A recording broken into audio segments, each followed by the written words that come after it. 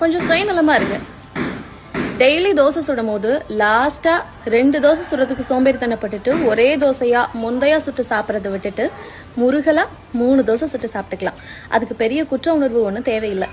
அதே மாதிரி டெய்லி நடந்து நடந்து வேலைக்கு போயிட்டு வீட்டில் அவ்வளோ வேலை பார்க்குற பெண்கள் கொஞ்சம் பியூட்டி பார்லர் போய் பெடிக்யூர் பண்ணிக்கலாம். அதுக்கும் பெரிய குற்ற உணர்வு தேவையில்லை.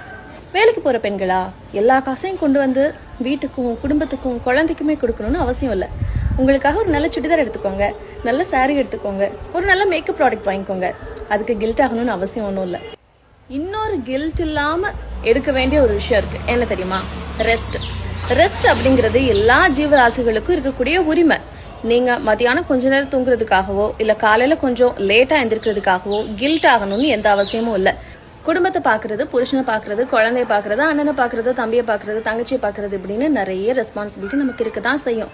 அதெல்லாமும் புனிதப்படுத்த தான் செய்வாங்க. அதையெல்லாம் தாண்டி புனிதமான விஷயம் என்ன தெரியுமா?